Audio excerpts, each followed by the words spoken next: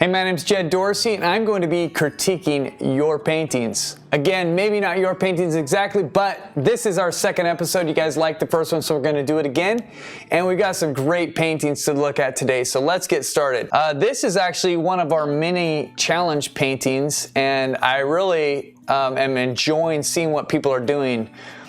The vibrant colors here and the rocks that are very nuanced and yet very strong, right? Like these rocks have a lot of strong values in them, and I think that it's a beautiful image here of these rocks that are at sunset, and a nice job working here with the water to get some motion. I think if I was going to say anything about this in terms of critique, I would say maybe to add a little bit of lighter, just a little bit of a variation in the values here where it's the very dark. It has strength because that is so dark, but I think that there could be a little bit more not the dark accent. I would just call this all dark accent, and down here you have a little bit more where there's a little bit it's still dark, but it's not quite the dark accent. And so that would be my critique here, would be to just say use a little bit less of the dark accent, a little bit more of the dark in that dark range. But I really like the strength of this, and it's a very, very compelling painting. And now here's a painting not by any of our lessons, a commission, it looks like, perhaps by a member. And I really love seeing these animal pet portraits because I don't do them. I never have. And they're a little bit beyond me probably, but I like seeing them because they're quite interesting, and you can really see the personality of an animal that comes through in it. And so this is somebody's beloved German Shepherd, and I think it's really got a lot of personality. It's got a really great sense of light too. You can see the light hitting the fur. I assume it looks to me kind of like the light is coming from this side over here on the right. That's the side that seems to be lit up, but maybe it's like a portrait where it has a little bit of lighting on both sides. Anyways, I think this is a really good job, and I think that you did a good job of subduing the background to really make the dog stand out and not have any competition back here with anything going on. I don't have too much of a critique of anything here. This is not my forte. I think if there was anything, depending on what you were going for and what the person wanted who was having this, the only thing I would say is, you could try softening some different parts, like maybe making parts of this a little bit more abstracted or a little bit looser. But again, that's so much about something like this that I don't know. It's a beautifully rendered piece, and to change it would change the feel of it. So this is a great scene that somebody took a photograph of a sunset and then painted it with the idea of working on negative painting. Now, if you don't know what negative painting is, when you have the foreground already painted and then you paint the background behind that, and you create all these holes and different sky holes, and you do a lot. And you could tell in a painting like this with this subject matter that there's going to be a ton of negative painting because there's so much in here. All these trees, all these little parts come through, and I think you did a great job of carrying the colors through. That's one of the tricky parts, is when you start painting around things, you have to keep consistent color throughout the areas that are those colors. You can't put purple over here even though purple is over here. And so I think you did a pretty good job of that. I mean, I see a little bit here, but that's kind of the way it is. And I think that you have a nice nuanced sky here. If I was going to make a suggestion, probably what I'd say is I would pick, this is probably kind of like your most dominant tree, and then your biggest area of contrast is back here. And I think that there's a pretty good design here, but what I would probably do is I'd probably try to, instead of having as many individual trees, I might cluster a few, and I might simplify so that you're not having to do as many of the negative kind of brush strokes around each of the trees. That's just an idea.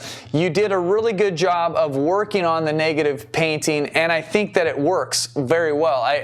That's just kind of me thinking, if I was designing this, I would probably simplify this area right here, where you've got, like over here has got a little bit more diversity, and then you go 1, 2, 3, 4 right in a row that are very similar, and then you have this fifth one here that's pretty close too, but 4 line up and they're almost identical in size and shape and stuff like that. So I might cluster them a little bit more. I might delete 1 or 2, just see what you could do to make that a little bit more interesting. Okay, now this is a master copy of, boy, and I can't remember who the original artist was, but I believe it's an American artist, and I think he did a really great job here. Very subdued colors, the color scheme that was originally put on there is a winter landscape, and but I think that you did a good job. I think you got a nice soft edge on the top of these trees.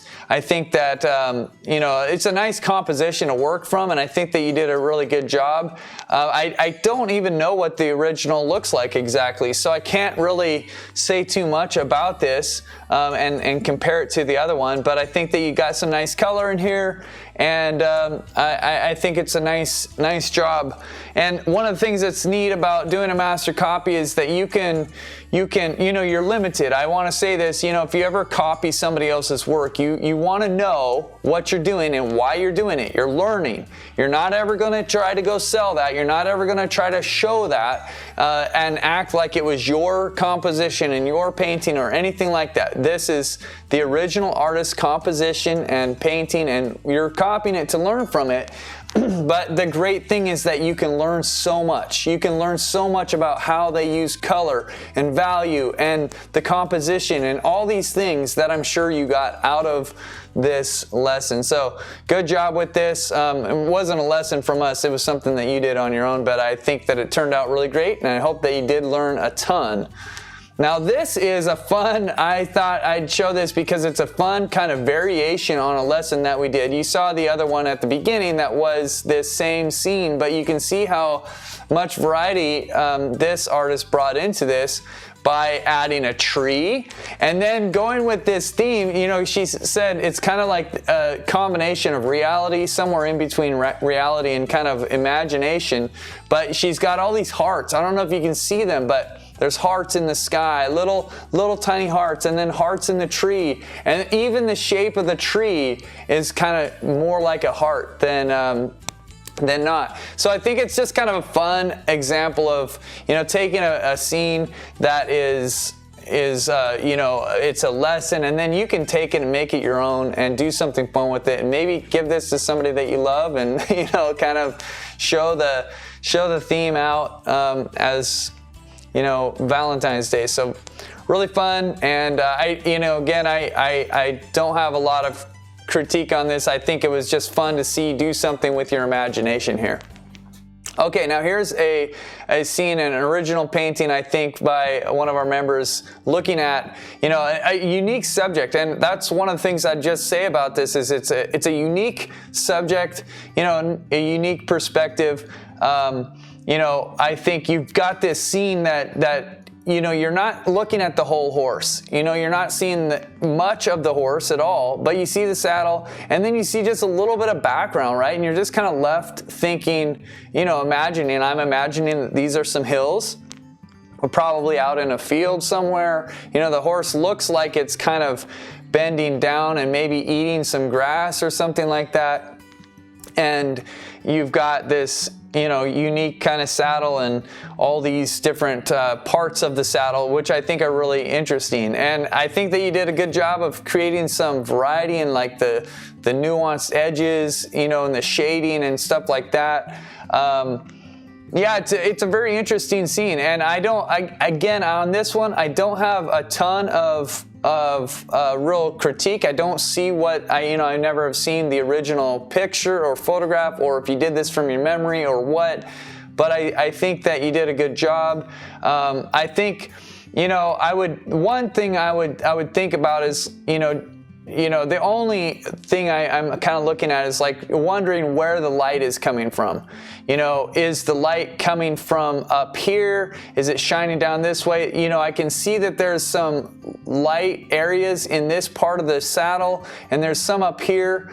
And up here, it's a little bit up on this side, and you can see the shadows on the bottom side, but I don't know if there would be room for a little bit more highlights up here or on these edges or anything like that. But that'd be kind of like just the only thing that I can think of right now that I'd wonder about is where's the light coming from, and would it be a stronger image if you showed a little bit more of that light, like even just to make up a little bit more. But I think it's a really strong image. I like it a lot, and I think just the unique design and composition is so fun. So good job.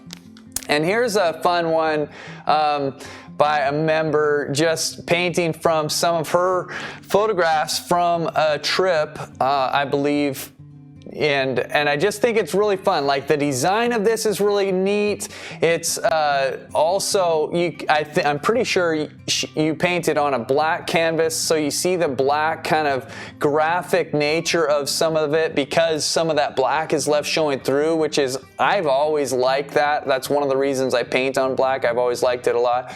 But then you've got such rich color in it, and just a neat, it feels like rocks to me, like the rocky cliff over here and these rocks here, and the neat colors that you've gotten in here, violets and kind of peachy oranges and yellows and the vibrant color of the water. I just think this is a really fun painting. And a really neat composition and a fun memory. I hope that you're able to kind of, remember this place and enjoy it for what it was. Anyways, again, those are my painting critiques today. I hope that you enjoyed it, and even if it wasn't one of your paintings, I hope that you learned something that you can apply to your painting that would be helpful.